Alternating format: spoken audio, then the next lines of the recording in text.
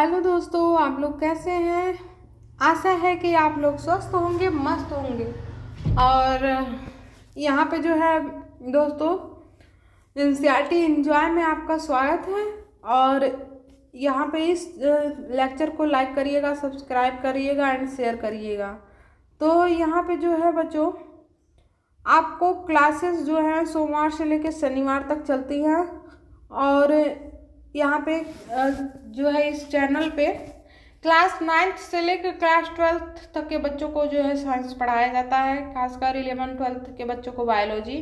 और आप लोग जो है मतलब इस चैनल को जो है ज़रूरतमंद बच्चों तक पहुँचाइए। और आशा है कि आप लोग जो है मतलब एनसीईआरटी पढ़ के बैठे होंगे, कॉपी पेन लेके बैठे होंगे, ठीक है। और आपको जो है एक बात बताना ज़रूरी है, जो मैं हर लेक्चर में बताती हूँ, कि आप लोग को जो भी चीज़ समझ में ना आए वो कमेंट बॉक्स में कमेंट करें, आपके प्रॉब्लम को ज़रूर सॉल्व किया जाएगा, ठीक है, इस टॉपिक को। और चलिए दोस्तों, सबसे पहले आज हम लोग लेक्चर 5 स्टार्ट करेंगे।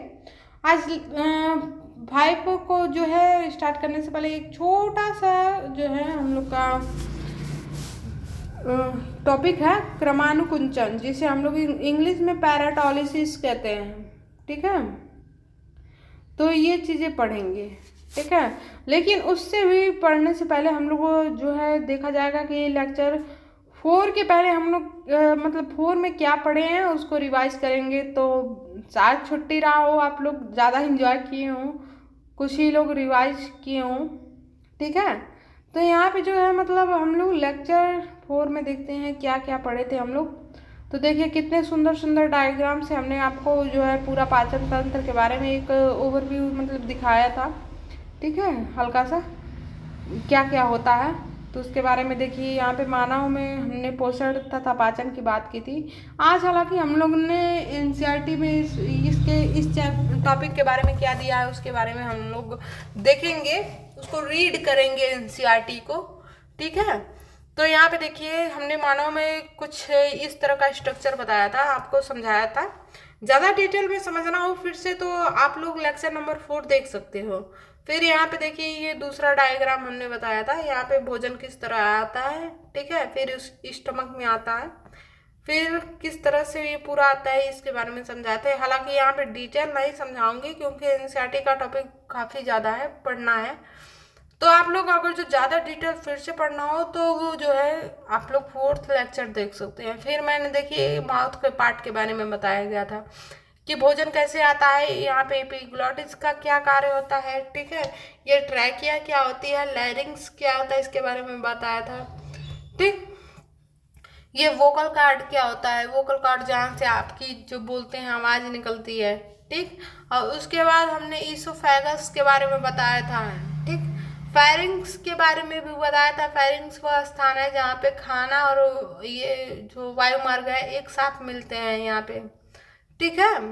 और उसके बाद देखिए यहाँ पे टंग के बारे में भी बताया गया था कि ये जो जीभ है उसके बारे में, ठीक। और यहाँ पे देखिए ये जो श्वसन मार्ग और मुख के जो भाग को ऊपर मतलब अलग करती है, जैसे आप लोग मुंह में अपनी जीभ से ऊपर की ओर टच करके देख सकते हैं, कुछ हार्ड संरचना दिखाई देती है, तो उसको हम लोग प्लेट्स कहते हैं। और उसके बाद ये टीथ जो दांत होता है उसके बारे में। फिर उसके बाद देखिए यहाँ कितना क्लियर डायग्राम से हमने बताया था, ठीक। यहाँ पे किस तरह भोजन आ रहा है, ये व्हाइट वाली संरचना आपकी दांत है, भूलिएगा मत। और उसके बाद देखिए यहाँ पे हमने ये सारे जो है अंग के नाम इंग्लिश हिंदी में दोनों बताए थे कि कहते हैं क्या है। देखिए सलाइवरी ग्लैंड को हम लोग लार ग्रंथि कहते हैं, ये भी बताया था, जो माउथ में 3 जोड़ी पाए जाते हैं। और उसके बाद ये मुख का भाग है, ठीक। और उसके बाद ईसोफेगस जिसे हम लोग ग्रसिका कहते हैं, ठीक। और उसके बाद ये लीवर को हम लोग हिंदी में यकृत कहते हैं। फिर उसके बाद ये यहाँ पे हमने बताया था स्टमच, जिसे आप लोग ये अमाशय कहते हैं, ठीक। जहाँ पे आप भोजन खाते हैं तो पहली बार यहीं स्टोर होता है, 1 घंटे के लिए स्टोर होता है। और इस अमाशय में क्या होता है, HCl अम्लीय माध्यम जो तैयार होता है भोजन को पचाने के लिए। फिर यहाँ प्रोटीन को पचाने के लिए पाचन एंजाइम जैसे उसके पेप्सिन निकलते हैं। फिर उसके बाद यहाँ पे एक येलो कलर की संरचना छोटी सी होती है जिसे हम लोग पैंक्रियास कहते हैं, जो हिंदी में हम लोग इसे अग्नाशय कहते हैं। यहाँ से अग्नाशयी रस निकलता है। और उसके बाद देखिए ये पित्त की थैली, आप लोग बहुत लोगों को सुने होंगे कि पित्त की थैली में पथरी है या ये सब। तो इसी ये जो पाउच लाइक स्ट्रक्चर पाई जा रही है, ग्रीन सी संरचना होती है, ठीक। तो इसे हम लोग गाल ब्लैडर या पित्त वाली थैली कहते हैं, पित्त की थैली। फिर यहाँ पे जो ये सी लाइक स्ट्रक्चर होती है, जितना भाग लाल पोर्शन से हमने बनाया है, तो इसे हम लोग क्या कहते हैं, ग्रैडी कहते हैं, ठीक। और उसके बाद देखिए यहाँ पे स्मॉल इंटेस्टाइन जो होती है उसके बारे में बताया था। और उसके बाद ये छोटी आंत इसे कहते हैं हिंदी में, ठीक है, छोटी आंत क्षुद्रांत। और यहाँ पे देखिए ये सबसे लंबा वाला भाग है, भले ही ये छोटी आंत कही जाती हो, लेकिन इसकी लंबाई जो है बहुत बड़ी होती है, ये बड़ी आंत के अकॉर्डिंग, ठीक है। और ये जो बाहर जो आंतें पाई जा रही है इनको बड़ी आंत कहते हैं, ठीक, बृहदांत। और उसके बाद देखिए ये रेक्टम, जैसे इसको मलाई से जहाँ आपका जो है वेस्ट मटेरियल स्टोर होता है, ठीक, उसको हम लोग मलाशय कहते हैं। उसके बाद गुदाद्वार, जहाँ से वेस्ट मटेरियल जो है आपको उत्सर्जित करते हैं, बाहर निकालते हैं। फिर देखिए हमने ये बताया था कि अमाशय का भाग कैसा होता है अंदर से देखने पे, ठीक है। इसके ये 3 लेयर हैं पूरे, उनसे बना हुआ है। और उसके बाद देखिए ये सी लाइक स्ट्रक्चर जो ग्राणी का पार्ट है वो यहीं से स्टार्ट हो जाता है, ये इधर का जो पार्ट है पूरा, ठीक, ये ग्राणी हुआ। और उसके बाद देखिए यहाँ पे हमने HCl अम्ल वगैरह भरा हुआ दिखाया था कि यहाँ पे भोजन स्टोर होता है, इसमें पचता है एंजाइमों के माध्यम से, ठीक। और उसके बाद देखिए अग्नाशय का ये स्ट्रक्चर बताया था। फिर ये पित्त वाली गाल ब्लैडर जो है संरचना है, तो यहाँ से देखिए नली सारी निकल के किस तरह आके मिलती हैं, ठीक है। और ये अग्नाशय रस यहाँ से भी मिलता है। फिर उसके बाद इसी ग्रहणी में खुल जाते हैं, इसके बारे में भी काफ़ी अच्छे से बताया था। फिर उसके बाद देखिए हम लोग छोटी आंत के बारे में पढ़ रहे थे। यहाँ से अगर ये अमाशय से लेके यहाँ तक तो ग्रहणी का पार्ट हो गया। फिर इसी ग्रहणी से ये भोजन जो है निकल के यहाँ पे छोटी आंत में आता है, ये छोटी आंत का स्ट्रक्चर आप लोग देख रहे हैं। फिर ये छोटी मतलब जो ये संरचना है, फिर यहाँ जाके बड़ी आंत में खुल जाती है, छोटी आंत, तो ये भोजन जो है बड़ी आंत में चला जाता है। फिर हमने बड़ी आंत के बारे में संरचना देखा था कि ये देखिए इसके भी बड़ी आंत के कई पार्ट्स होते हैं जो अलग अलग रंगों से यहाँ दर्शाए गए हैं, ठीक है। और ये जो है कुछ इस तरह संरचना पाई जाती है, दिखाए थे। और भोजन यहाँ से छोटी आंत द्वारा प्रवेश करके यहाँ से इधर फिर जाता है, ठीक है। फिर यहाँ से मलाशय में स्टोर होता है कुछ देर के लिए। उसके बाद जब आपको महसूस होता है कि ये उत्सर्जित पदार्थ अब हम लोग को निकालना चाहिए, तो आप जाते हैं, ठीक है। और उसके बाद ये गुदाद्वार यहाँ से निकलता है, ठीक। और उसके बाद यहाँ पे हमने पाचन के बारे में काफ़ी कुछ पढ़ा था, ठीक है। ये डेफिनेशन आप लोग देख सकते हो। और उसके बाद हमने देखिए पाचन में क्या बताया था कि ये जटिल पदार्थ जो होते हैं उनको सरल पदार्थों में तोड़ने की प्रक्रिया क्या कहलाती है, पाचन कहलाती है। फिर अंतःग्रहण के बारे में, भोजन खाने की जो प्रक्रिया होती है उसे अंतःग्रहण कहते हैं।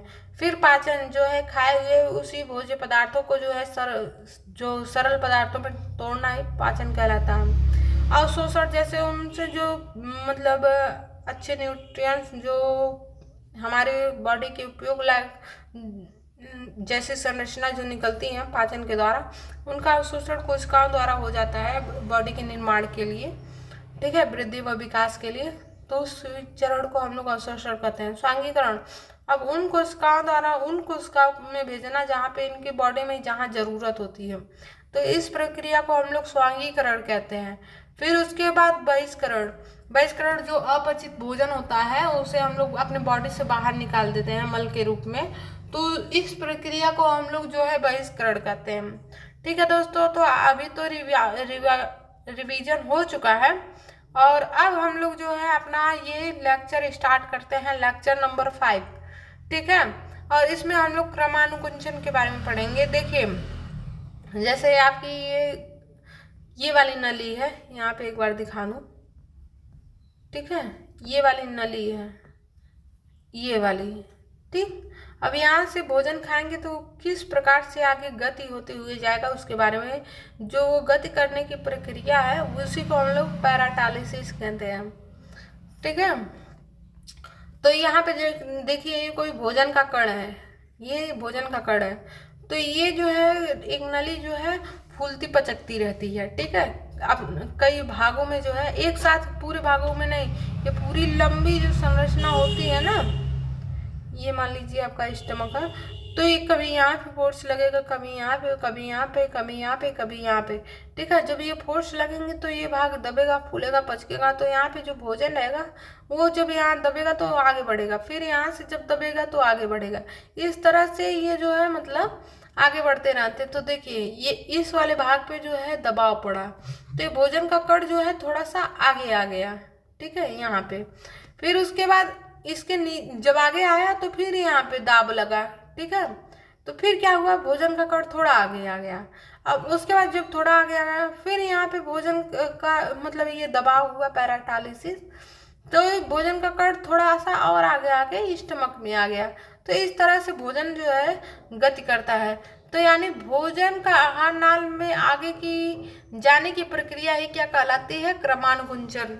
अगर जो मतलब मेरे पास अच्छी फैसिलिटी होती तो मैं काफ़ी अच्छे से आप लोग को समझाती फ्रंट कैमरा पे। ठीक है, लेकिन यहाँ पे जो है मतलब मेरे पास अभी सुविधा इतनी ही है, तो मैं इतना ही आपके लिए कर सकती हूँ। लेकिन हाँ, आने वाले समय में कुछ अच्छा करूँगी आप लोगों के लिए। और आप लोग तो जानते ही हैं मेरा पढ़ाने में इंटरेस्ट है। ठीक है, फिर इसके बाद देखिए अब हम लोग अपने टॉपिक पे आते हैं। एनसीईआरटी की ये कुछ लाइंस दी गई हैं, इसके बारे में हम लोग जानेंगे। ठीक है, यहाँ पे देखिए हम लोग रीड करेंगे और वो चीज़ को समझते चलेंगे। ठीक, देखिए यहाँ पे कहा क्या गया है, हम हर तरह के भोजन खाते हैं। यहाँ पे हर तरह का भोजन मतलब जैसे हरी सब्जियां भी खाते हैं, मांस मछली दूध अंडा भी खाते हैं। ठीक है, हार्ड फूड भी खाते हैं, सॉफ्ट फूड भी खाते हैं, जैसे सूप वगैरह भी पीते हैं। ठीक है, दूध वगैरह भी खाते हैं। तो यहाँ पे कहा गया है कि हम लोग शाकाहारी भोजन भी खाते हैं या मांसाहारी भी भोजन खाते हैं। तो ये मनुष्य प्रजाति जो होती है हर तरह की भोजन खाती है। ठीक, जिन्हें उसी भोजन नली से गुजारना होता है। नली, ये चीज नली वाली पार्ट। ठीक है, यहाँ पे बताया गया है। फिर उसके बाद प्रकृति रूप से भोजन को एक प्रक्रम से गुजरना होता है, जिसे हम लोग पाचन कहते हैं। पाचन प्रक्रम से गुजरना होता है, जिससे वह उसी प्रकार के छोटे छोटे कणों में बदल देता है। जैसे वो जो भोजन होता है, ठीक है, वो पहले बड़ा होता है, आप लोग खाते हैं। ठीक, अब उसको एंजाइमों द्वारा छोटे छोटे भागों में तोड़ दिया जाता है। ठीक है, तो उसके बाद इसी प्रक्रिया यहाँ पे बताया जा रहा है कि वह उसी प्रकार के छोटे छोटे कणों से तोड़ देता है। ये नहीं कि मतलब ये जो है आप लोगों ने मान लीजिए चावल दाल खाया और उसके बाद ये दूध के जो कणों पनीर के भागों में तोड़ दे, तो ऐसा नहीं होता है। आप लोग चावल दाल खाए तो चावल दाल के भागों को ही छोटे छोटे कणों में जो है तोड़ेगा। फिर उसके बाद इसे हम दांतों से चबाकर पूरा करते हैं। जो ये पहले इसको तोड़ने का काम हमारा दांत करता है। मुख में आप लोग भोजन चबाते हो उसकी बात कर रहा है, क्योंकि आहार का स्तर बहुत कोमल होता है। मान लीजिए आप लोग मतलब हार्ड फूड खा लिए, ठीक है, तो ये क्या करेगा, जो मतलब आहार नाल की ये जो दीवारें हैं इनको क्षति पहुंचाएगा। ठीक है, चीरता फाड़ता हुआ भोजन, अगर जो मतलब भोजन खा लिए तो जाएगा, तो ये चीरता मतलब जाएगा तो आपको काफ़ी पेन होगा। तो इसलिए जो है हमारे दांत में क्या किया जाता है, उसको छोटे छोटे मुख में जो है तोड़ा जाता है। उसके बाद अंततः भोजन को गीला किया जाता है, जैसे जो लार वगैरह मिलता है भोजन में। ठीक है, अंदर और भी पदार्थ मिलते रहते हैं इस नली में।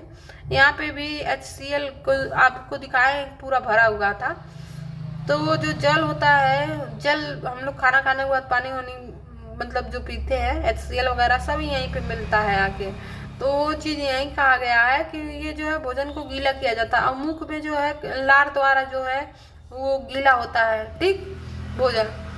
अब उसके बाद देखिए, ताकि इसका मार्ग आसान हो सके, इसका मार्ग जो है मतलब जैसे भोजन में जब लार मिलता है तो वो जो है काफ़ी अच्छे से जो है यहाँ पे सरकने का काम में जो है काफ़ी हेल्पफुल मिलता है, जो भोजन आगे ज़्यादा फोर्स लगाने का नहीं पड़ता है, ठीक। जब हम अपनी पसंद की कोई पदार्थ खाते हैं तो हमारे मुंह में पानी आ जाता है, ठीक है। जैसे आप सबको मिठाई पसंद होगी या जो है चाट वगैरह समोसे आप लोग तो जानते ही होंगे। तो जैसे ही देखते हैं तो मुंह में पानी आ जाता है। आपके सामने अगर जो इमली रख दिया जाए, इमली से भी सबके मुंह में पानी आएगा, क्योंकि वो चीज़ें अच्छी लगती हैं, ठीक है। तो ये वास्तव में केवल जल नहीं है, ये लार ग्रंथि से निकलने वाला एक रस है, जैसा कि मैंने बताया, ठीक है। इसे लार रस भी या लार कहते हैं, ठीक है, याद रखिएगा, लार रस या लार भी कहते हैं, ठीक।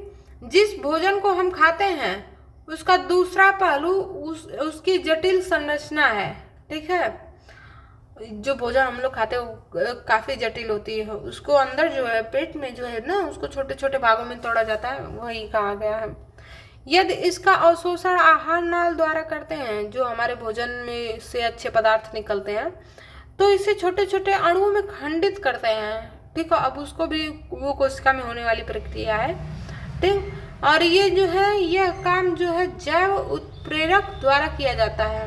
उत्प्रेरक मतलब एक प्रकार के एंजाइम, जो जीवों में पाए जाने वाले एंजाइम हैं, जो क्रिया की गति को बढ़ाते हैं या रोकते हैं, ठीक है। उत्प्रेरक का मतलब अक्सर बढ़ाना ही होता है, जो अभिक्रिया कराते हैं।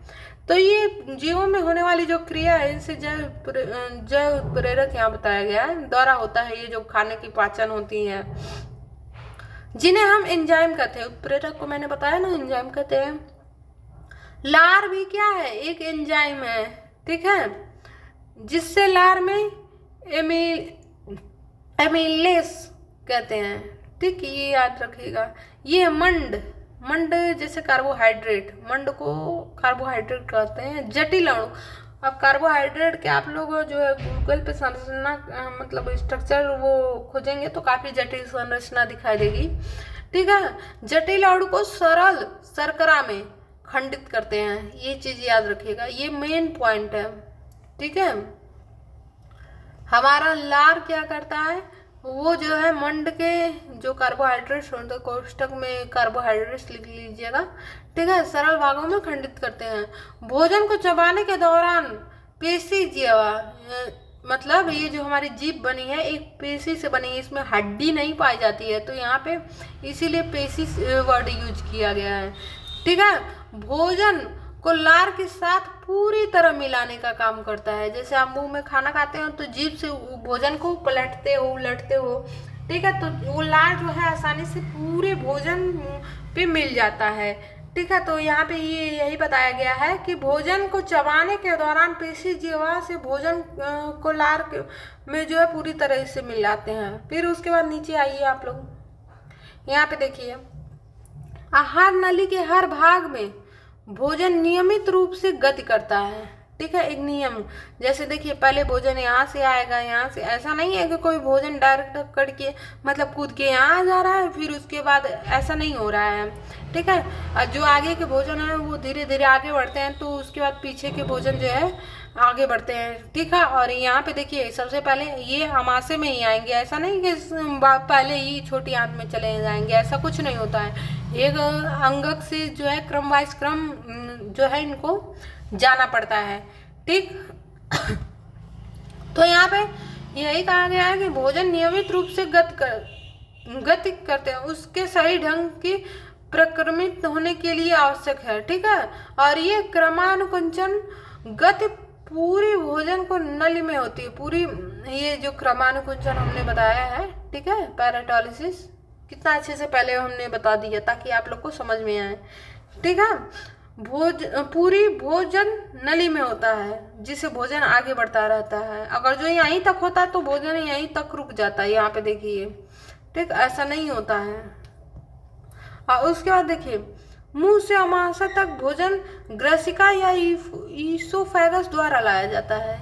अब देखिए, मुख से अमाशय तक, मुख से, ये पार्ट आपका, एक मिनट, ये पूरा मिटाना जरूरी है। देखिए ये पार्ट, जैसे देखिए क्या हो गया,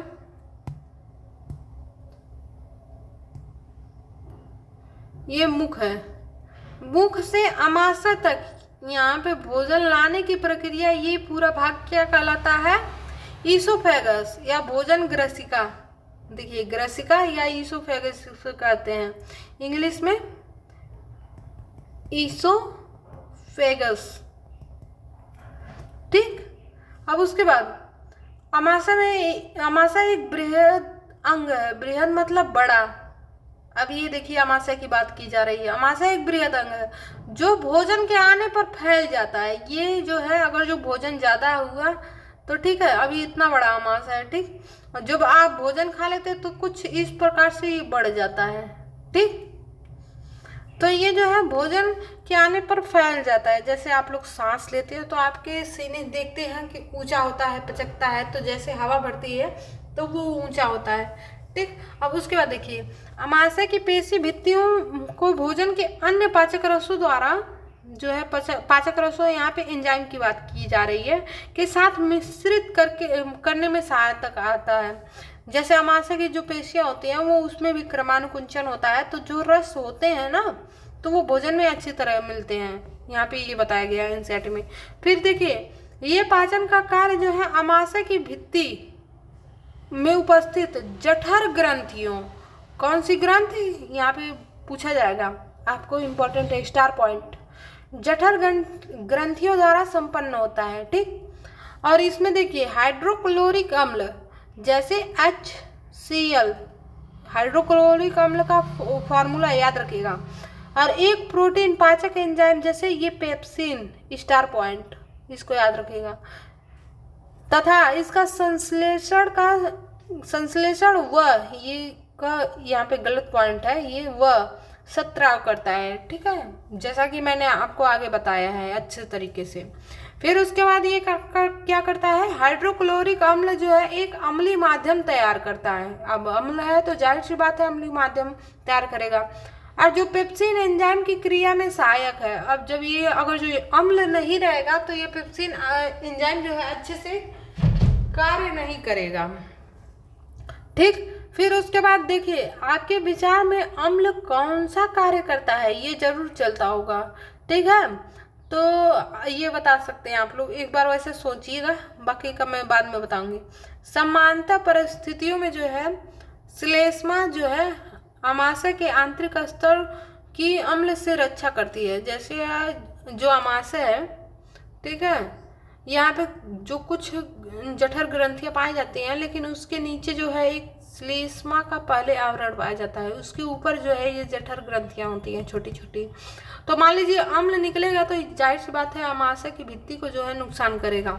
तो यहाँ पे ये जो लेयर पाई जाती है, नीले कलर से मैं बना देती हूँ, ये जो लेयर पाई जाती है, ठीक है, ये श्लेष्मा आवरण है। तो यहाँ से जो है श्लेष्मी पदार्थ निकलते हैं जो इससे अम्ल से जो है इसकी रक्षा करते हैं, अमाशय की दीवारों को। ठीक है, आंतरिक स्तर की अम्ल से रक्षा करते हैं। देखिए यहाँ पे ये लिखा गया है। फिर उसके बाद देखिए क्या होता है, हमें बहुधा वयस्कों को एसिडिटी तथा अम्लता की शिकायत को सुनते हैं। ठीक है, जो गैस वगैरह बनते हैं, जो बहुधा वयस्क मतलब जो बूढ़े इंसान होते हैं, ठीक है, तो देखते हैं कि उनको अक्सर शिकायत रहती है गैस वैस बनने की। तो क्या इसका संबंध उपरोक्त वर्णित के विषय से तो नहीं है? मतलब यहाँ कहा गया है कि जैसे अगर जो ये आंतरिक स्तर जो है अगर जो अच्छे से काम न करे तो ये अम्ल जो है उनके जो है दीवारों को नष्ट करेगा। ठीक है, अब नष्ट करेगा तो ज़्यादातर क्या होता है कि एसिडिटी की प्रॉब्लम होती है। यहाँ पे यही कहा गया है, यहाँ सोचने की बात कही गई है। और उसके बाद देखिए अमाशय से भोजन जो है क्षुद्रांत में प्रवेश करता है। क्षुद्रांत मतलब छोटी आंत, और ये अवरोधनी पेशी द्वारा नियंत्रित होता है। छोटी आंत में अगर जो प्रवेश कर गया तो वहाँ पे देखिए, यहाँ पे अंदर जो है एक अवरोधनी लगी होती है। मैंने अगले भाग में बताया गया था, अगले लेक्चर में, अवरोधनी का कार्य क्या होता है। पेशी और अवरोधनी जो है पेशी यानी मांस से ही बनी होती है, ऐसा नहीं कि हड्डी से बनी होती है, ठीक। उसके बाद क्षुद्रांत जो है आहार नाल से एक लंबा भाग है, ठीक है, आहार नाल का एक लंबा भाग, छोटी आंत, और ये अत्यधिक कुंडलित होने के कारण ये जो है संतः जो है स्थान से अवस्थित होती है, छोटे स्थान में बंधी रहती है। विभिन्न जंतुओं में क्षुद्रांत की लंबाई उनके भोजन के प्रकार के अनुसार अलग अलग होती है, ठीक है। और उसके बाद देखिए, घास खाने वाली शाकाहारी का सेलुलोज पाचन के लिए एक लंबी क्षुद्रांत की आवश्यकता होती है। जो जैसे हिरण वगैरह हुए तो उनकी जो है आंतें जो है बड़ी पाई जाएंगी, छोटी आंत। और जो मांस जैसे खाने वाले जो जीव हैं, जैसे बाघ हुआ मांसाहारी, इनकी क्षुद्रांत जो है छोटी आंत छोटी होती है, ये चीज़ याद रखिएगा। और उसके बाद देखिए, क्षुद्रांत जो है कार्बोहाइड्रेट, प्रोटीन और वसा का, इसमें क्या होता है, पूर्ण पाचन स्थल है, पूरी तरीके से पचाता है। जैसे मुख में आपका कार्बोहाइड्रेट पाचन हो रहा था, जो चावल वगैरह खाते हैं, लार में जो एंजाइम पाए जाते हैं उसके द्वारा, लेकिन वहाँ पे पूरी तरीके से पाचन नहीं हुआ रहता है। तो उनका पूरी तरीके से पाचन कहाँ होता है, कार्बोहाइड्रेट, प्रोटीन और वसा का छोटी आंत में, ठीक। इस कार्य के लिए यह यकृत तथा अग्नाशय रस जो है सत्रावण प्राप्त करती है। अग्नाशय रस मैंने यहाँ पे दिखाया था कि जो यहाँ पे देखिए आप लोग इस डायग्राम में, यकृत रस, ये जो गाल ब्लैडर में जो मतलब पित्त वगैरह बनता है, ये कहाँ से बनता है, यकृत में। यहाँ तो स्टोर होता है ना, ये पित्ताशय की थैली है, थैली में कोई चीज़ बनता नहीं है। आप लोग जो सब्जी लेने जाते हो तो एक थैला लेकर जाते हो ना, तो वहाँ पे थैले में स्टोर करते हो सब्जी ना। ये ऐसा तो नहीं है कि थैली में आके सब्जी जम गया, ऐसा तो नहीं होता है। तो वो जो यहाँ पे जो पित्त रस बनने वाली की प्रक्रिया है, ठीक है, तो कहाँ बनती है, आपके पित्त यकृत से बन के इसमें स्टोर होती है। फिर ये देखिए, अग्नाशय में जो रस बनते हैं वो यहाँ से देखिए इस नली में आते हैं। इस नली में यहाँ से धीरे धीरे आके एक बार क्या होते हैं, पित्त वाली नली से मिल जाते हैं। फिर ये दोनों एक साथ यहाँ पे खुलते हैं ग्रहणी में। तो यहाँ एनसीईआरटी लाइन में यही कहा गया है कि मतलब ये जो है अग्नाशय से, यकृत तथा अग्नाशय से निकलते हैं, ठीक। अब अमाशय से आने वाली भोजन अम्लीय होती है, जो हमारी अमाशय ये वाला पार्ट, ठीक है। अब जाहिर सी बात है, इसमें अम्लीय माध्यम है, HCl है, तो भोजन भी मतलब अम्लीय हो जाएगा, क्योंकि उस भोजन के ऊपर पूरे तरीके से HCl मिल जाएगा। और ये अग्नाशय एंजाइमों की क्रिया के लिए उसे क्षारी बनाता है। अब जो ये अग्नाशय से निकलने वाला रस होता है ना, तो वो क्या करता है, जब भोजन उसके वहाँ आता है ग्रहणी में, तो उसको जो है क्षारी माध्यम प्रदान कर देता है। क्यों, क्योंकि मान लीजिए वहाँ पे तो अम्लीय माध्यम से बचाने के लिए यहाँ पे श्लेष्मा आवरण पाया जाता है, लेकिन जो आगे की जो भोजन तंत्र है, जो अंगक है, छोटी आंत बड़ी आंत, उसमें श्लेष्मा अंगक तो नहीं होता है।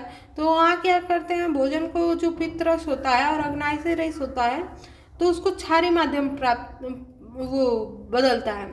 यकृत से स्रावित पित्त रस इस कार्य को करता है, ठीक है।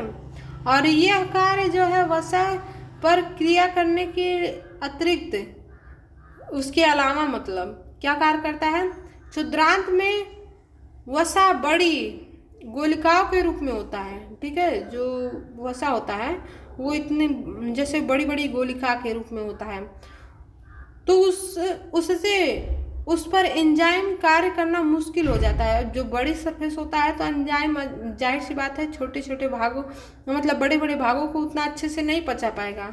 लेकिन ये पित्त लवण क्या होता है, उन गोलिकाओं को खंडित कर देता है, मतलब खंडित मतलब छोटे छोटे भागों में तोड़ देता है, इनको जो है छोटे छोटे भागों में तोड़ देता है, ठीक। और जिससे एंजाइम क्रियाशीलता बढ़ जाती है। अब देखिए, बड़े भाग में थोड़े ही एंजाइम पे कार्य मतलब करना पड़ता था, लेकिन जैसे ये छोटे छोटे भागों में बढ़ गया तो इनका सरफेस एरिया जो है बढ़ जाता है।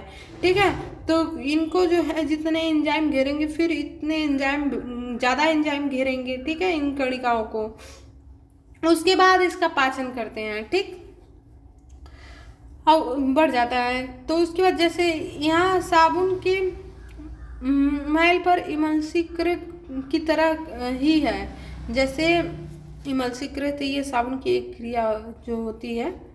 ठीक है, जैसे हम साबुन लगाते हैं तो जो मैल होता है तो उसके ऊपर जो झाग बनता है तो वो क्या करता है, जो छोटे छोटे मैल मतलब उसको पूरी तरह घेर लेता है। ठीक है, और उसके बाद बॉडी से बाहर निकाल देता है। इस तरह से कार्य करता है। ठीक, और उसके बाद जिसके विषय में हम अध्याय 4 में पढ़ चुके हैं, ये इमल्सीकरण के बारे में, इसको यहाँ छोड़िए, हमने काफ़ी अच्छे से बता दिया। फिर उसके बाद देखिए, अग्नाशय अग्नाशयी रस का सत्रावण करता है। ठीक है, अग्नाशय क्या करता है, अग्नाशय का कार्य यहाँ बताया जा रहा है। तो हमने पहले ही बता दिया आपको कि अग्नाशय जो है अग्नाशय रस का जो है सत्रावण यानी निकालता है। ठीक है, जिससे प्रोटीन पाचन के लिए ट्रिप्सिन एंजाइम होता है। इसमें क्या होता है, एक एंजाइम होता है, ये स्टार पॉइंट ट्रिप्सिन एंजाइम होता है। ठीक, तथा इमल्सी वसा का पाचन करने के लिए लाइपेज एंजाइम, इमल्सी वसा मतलब ये जो छोटे छोटे भाग में तोड़े गए हैं। ठीक है, इनका जो है लाइपेज एंजाइम द्वारा होता है। ठीक, अब क्षुद्र की भित्ति में ग्रंथि होती हैं। ठीक है, जो आंत्र रस स्रावित करती हैं। अब देखिए, छोटी आंत में भी क्या होता है, एक ग्रंथि पाई जाती है, स्टार पॉइंट, स्टार पॉइंट। ठीक है, जो आंत्र रस स्रावित करती हैं। इस उपस्थिति में एंजाइम तथा प्रोटीन को अमीनो अम्ल, जटिल कार्बोहाइड्रेट को ग्लूकोज तथा वसा को वसा अम्ल तथा ग्लिसरा मतलब वसा अम्ल और ग्लिसरॉल में परिवर्तित करता है।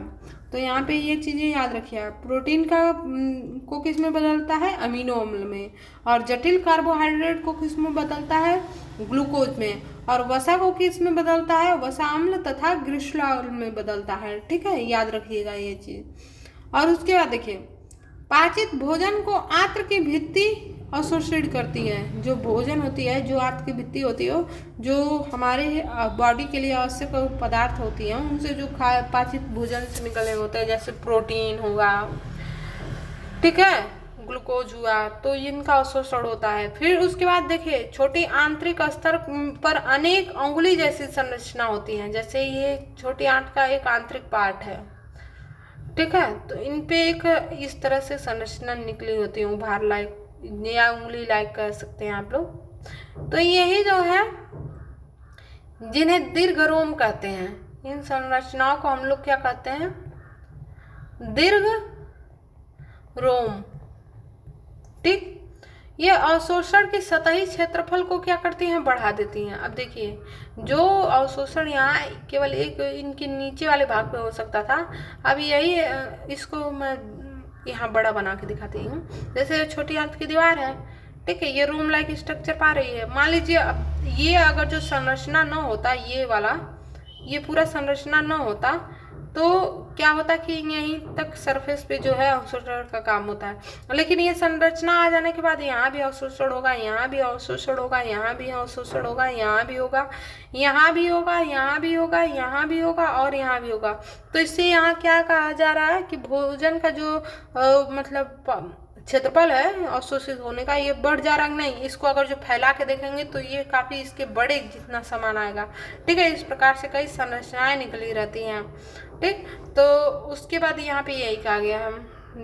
ठीक है, और यहाँ पे देखिए, अवशोषित करके जो भोज्य का अवशोषित करके शरीर के प्रत्येक कोशिका तक पहुँच जाते हैं। ठीक, और इनका उपयोग जो है ऊर्जा प्राप्त करने तथा नए ऊतक निर्माण करने व पुराने ऊतकों की मरम्मत करने में इन पदार्थों का उपयोग होता है। ठीक, और उसके बाद देखिए, बिना पाचन हुए भोजन को जो है बृहदान्त्र यानी बड़ी आंत्र में भेजा जाता है।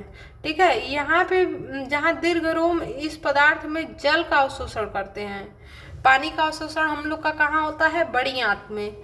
ठीक है, अन्य पदार्थ गुदा द्वार जो है शरीर के बाहर कर दिया जाता है, गुदा द्वार द्वारा जो अपचित भोजन होता है, इसे वीर्य, ठीक है, पदार्थ कब से पर जो है गुदा की अवरोधनी द्वारा नियंत्रित किया जाता है। ये भी जो है अवरोधनी रोकने वाला, चाहे ऐसा नहीं है कि आपके शरीर से हमेशा ही जो है ये अपशिष्ट पदार्थ निकलता रहेगा, नहीं, उसको एक जो है प्रक्रिया द्वारा नियंत्रित किया जाता है। तो ठीक है दोस्तों, आज यहीं तक, काफ़ी इंटरेस्टिंग टॉपिक था, काफ़ी अच्छा लगा होगा आप लोग को एनसीईआरटी रीड करने और उसको समझने के लिए।